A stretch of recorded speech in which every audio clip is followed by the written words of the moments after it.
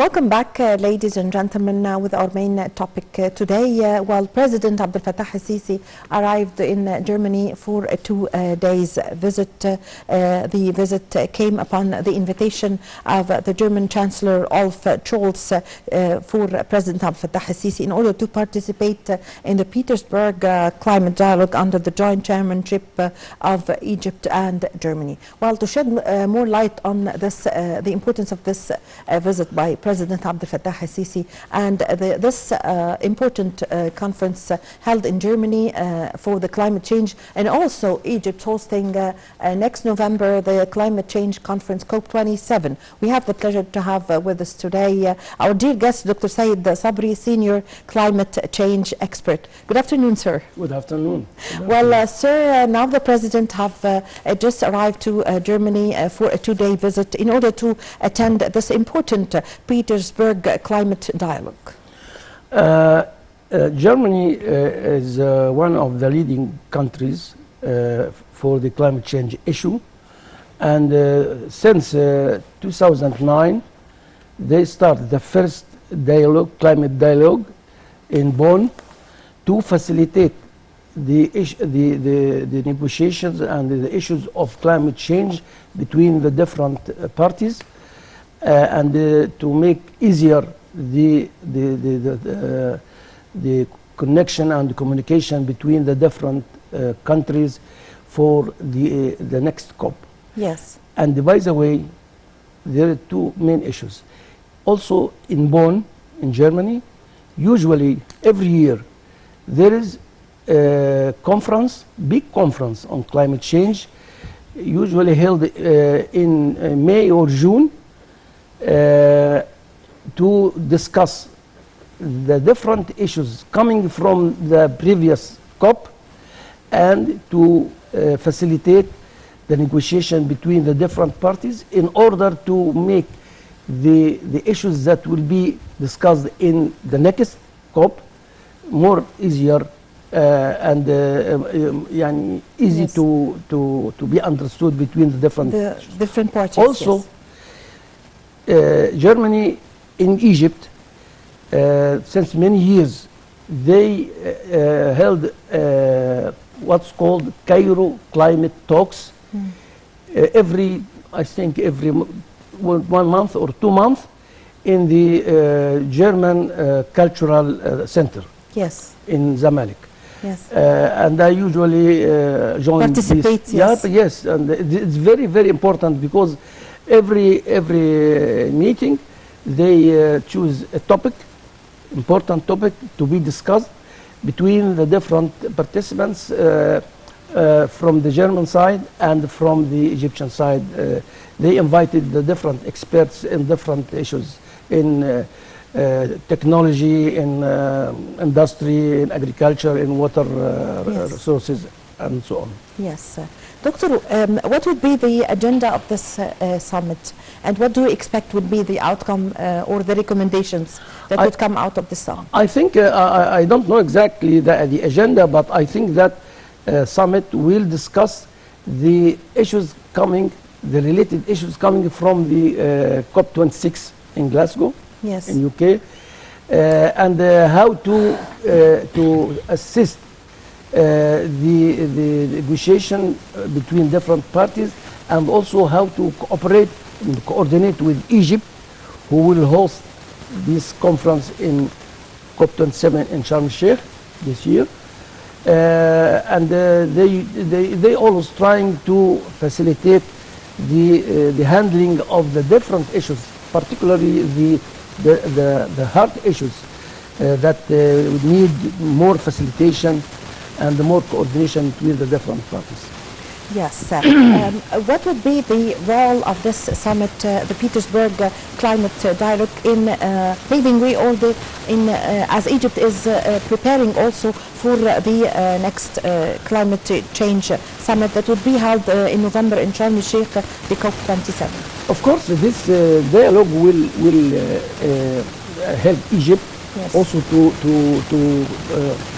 play its role, yes. Effectively, because it will share in solving or facilitating some of the hard issues. And Egypt, of course, as we see, will concentrate on the different topics. First of all, the finance. Yes. And changing from,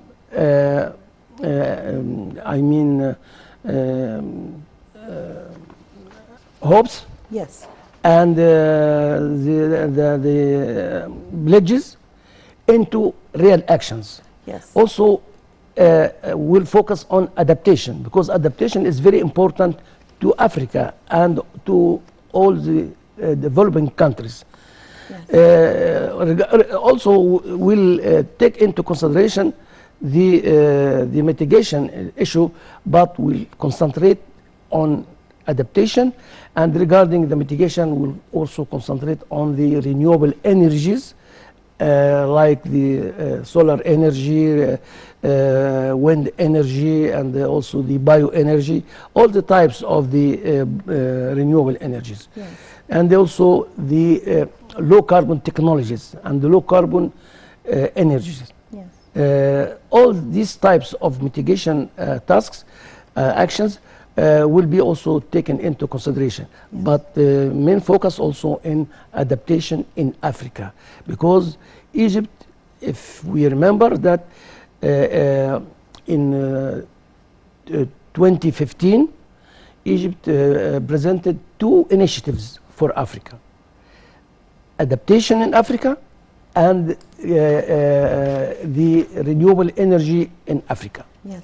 And now the time comes to present the efforts to change these initiatives into real actions on the ground, and to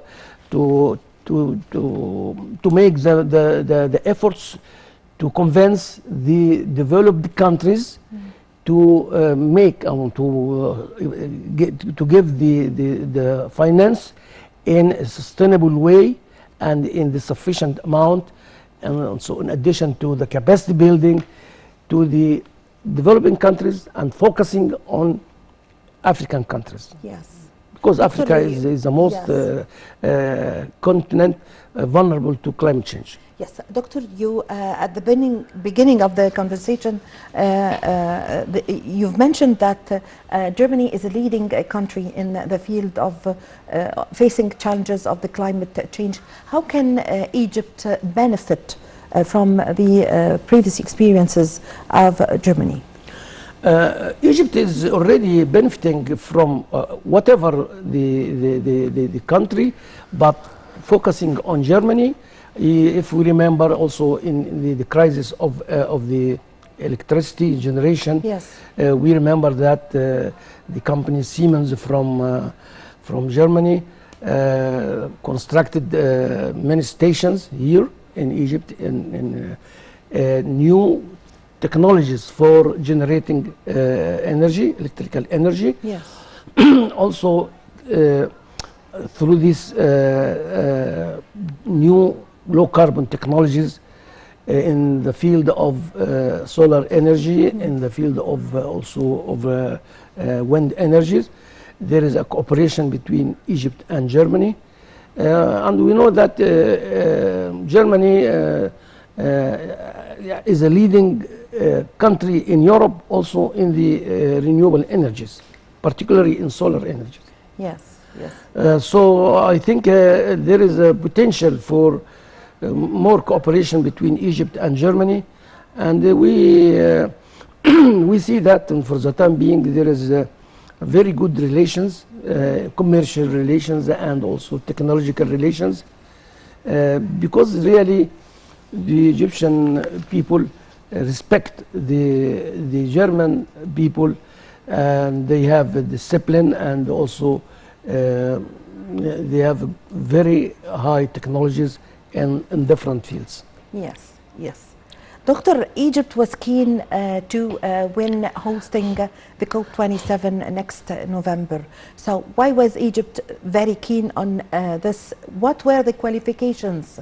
And why did Egypt win with this hosting this summit? Hosting such summit is a very important for any country. And in the past, in fact, it was proposed when I was working in the Ministry of Environment as the Minister Advisor for Climate Change and the head of delegation for climate change in the COPs, that we ask for hosting the COP. But I disagree, and His Excellency the Minister at that time, His Excellency Minister Magid George, also agreed not to ask for hosting the COP at that time, because we are not prepared. Ready. We were not ready at that time. Yes. But from that time to 2005, Egypt was preparing itself. Yes, has conducted many actions that make now it is eligible to host with proud also to host such type of conference, because it's expected about 30,000, maybe more than 30,000 participants for that conference. And also it gives the real image of the country. That's why Egypt has run in 3 directions. First of all, from the beginning, from 1992, Egypt was very active negotiator and leading the negotiations in climate change as a leader in the African continent. But with the time, not only the negotiations, but we came into the real actions also.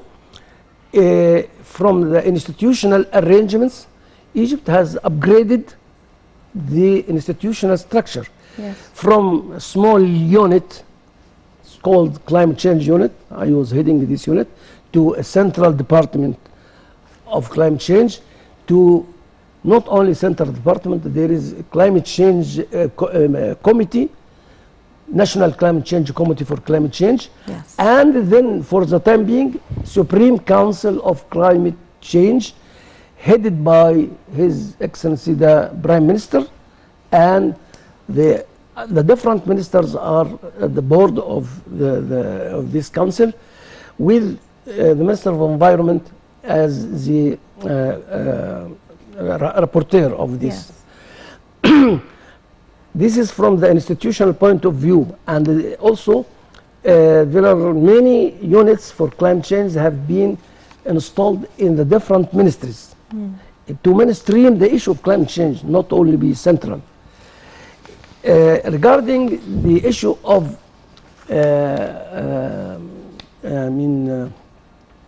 plans, action plans, strategies for climate change, Egypt has conducted many strategy for adaptation, climate change adaptation, strategy for low carbon energy and low carbon technology, and finally the national climate change strategy, which was launched few days ago, and it will be launched officially in the COP27, and this is the top of the policies that aim to mainstream the climate change issue, because it's very important to mainstream the climate change issue from the top to up to the bottom, up to the localities, in the governorates, and then in the rurals and everything. This is from the point of view of policies and strategies, and also the other one regarding the institutional arrangements. And finally, which is very important, Egypt has conducted many mega projects in Egypt, starting from expanding and making the construction of the national road network from north to south and from east to west, and which is very important for the issue of climate change, because the traffic will be faster and the emissions will be less. because the time of any journey will be smaller than the previous one. Yeah.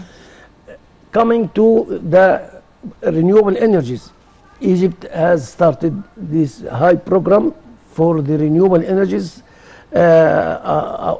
upon which is the largest solar project, which was in Bimban in Aswan in Upper Egypt.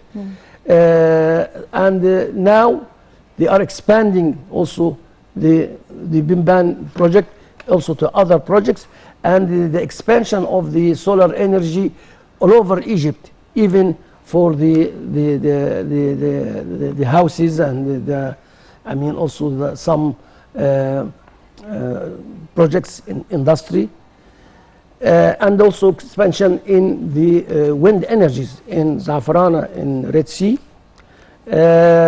Started to also to mainstream the issue of bioenergy, Yeah. from the bio to increase the biogas. Okay, this is regarding the renewable energy. The energy efficiency, we see all that the LEDs, the LEDs and The lamps, the yeah. lamps, yes, LED lamps, in order to, because the efficiency, they use about 10 to 15% of the original one. Yes. Which make the bill of the energy, of the electricity, is much more Yes. smaller. Yes. Also the labels of the appliances in the house, the Frigidaire, the electric Yes. appliances. The appliances. All this will, this is the issue of energy efficiency. Yes. Also energy efficiency in the industry, in the different sectors. And not only in this issue, which can be seen as mitigation issues, not all, but also there are many projects regarding the adaptation in agriculture, climate smart agriculture, the new technologies in agriculture, the irrigation systems, the research in having new types of cultivars in which can withstand high temperature and high salinity. Yes. In water resources, the recycle of the water many times. Egypt is I think one of the best countries that make recycling of the water many times, to use it many times, in order to withstand the increase in the land area, the agricultural land area, and to be sufficient for the use of the Egyptian people, which is increasing in population. And it's, as it is mentioned before, we have the same budget from coming from the River Nile, but we have to use it very efficiently. That's why also the recycling, I mean the wastewater recycling is now we have two main big stations in Delta. Yes. And I mean in the East Delta, and one in the West Delta. Yes. In addition, of course, to increasing the desalination, water desalination, particularly for the cities on the coast. Yes. Because the cities on the coast are far from the River Nile, The River Nile, and and they that's why can the plan is use to- the plan is even Yes. if they have they are costly, but I think with the time they can be economic. Yes. In the time. So we see that all this paves the way that Egypt to be honored to ask for hosting the COP. Yes. Because as I said, it was asked before from the others, from our friends, but we don't know. This is not the time. But now, I We are think ready, yes. when we're ready, Yes. all are blessing our invitation. Yes. There are many efforts, of course, exerted under the leadership of President Abdel Fattah Sisi Of course. in the field of climate change. Yes. So, concerning the challenges facing the whole world for the issue of the climate change, one of the issues is the lack of resources. But here in Egypt or in Africa in general, I think, what do you think, Doctor? We don't have this problem that faces the whole world, or do we still face it like any other country in the world? In fact, the issue of finance, by the way, the convention, when it was made in 1992, it has two issues and four pillars, two issues and another two tools. Yes. The two issues are mitigation and adaptation. Mitigation to mitigate the reasons of the climate change. Yes. And adaptation, which is to adapt with the adverse impacts of the climate change. Yes. But how to do this? The tools are finance and technology transfer. Yes. From the beginning, the issues of finance and climate change, because are the tools, are the point of negotiation, hard negotiations, until now. Because the developed countries, of course, if for the developing countries, when they want to address climate change, they need finance, because they are not responsible historically about the climate change issue. So they are impacted. So they need finance and they need technology transfer, of course, with capacity building and training and so on. This should be delivered by the developed countries who were responsible about this issue. And in the convention, they said that, okay, yeah, I mean, they didn't deny this issue. But with the time, they didn't commit, they didn't pay what they commit. And this was the issue of the hard negotiations. The other issues could be easily solved through negotiation. But when we come to the finance and the technology transfer and capacity building, we see that many of the developed countries, they didn't do what they commit to conduct. And even as for this COP27, we expect this issue, if Egypt and with the others, of course, succeed in solving this issue, at least with, in my opinion, with 70 or 80%, it will be a very big success. Yes. Because I think, of course, Egypt and some of the countries didn't wait until they have all the finance needed. Yes. Because there are many actions, if we can call it no regret policies. If they do it, it will be beneficial for the economy. Yeah. Okay? But there are others need more finance. Yes. And in such case, it is conditional. If and this was mentioned in what's called NDCs, nationally determined contributions, because as if we come to the convention, it passes, I think, to three main cornerstones, three main points. Yeah.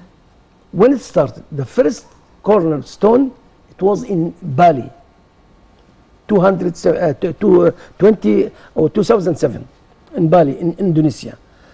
In such COP, the parties agreed that we cannot, as a humanity, we cannot address climate change issue without the contribution of the developing countries. Yes. This was the first point, that the developing countries should contribute also according to their status of economy, their capabilities, and their nationally contribution, nationally determined. Yes. They are not obliged to do anything unless it was copying with their economy and with their circumstances. This is the first. The second turning point, it was in 2015 Yes. in Paris, because they discovered that all the efforts and without the real payment of the finance from the developed countries and technology transfer, we cannot address the climate change issue. Yes. And the expectations are very severe, more than expectations. Yes. And that's why they made this convention in, adopted convention in 2015 in Paris, Paris Agreement, and they said that there should be NDCs from each country and should be done. Yes. And now we are in the process of the change of the commitments into real actions. The finance should be paid and should be delivered in a sustainable and predictable way, not once and forget. Sustainable, meaning every year, and predictable and renewable, which means that they shouldn't be Yes. taken from the order, Yes. Yes. from the systems. Yes. I thank you very much for your valuable information. Thank you for your time. I really had the pleasure to host you. Thank you so much, Dr. Sayed Sabry, Senior Climate Change Expert. Thank you very much. You're welcome at any time. Thank you. You're welcome. My pleasure. It's my pleasure. Well, with this, my dear viewers, we come to the end of this episode of our program, Cairo Local Time. I'm Amal Mukhtar. Thank you for watching.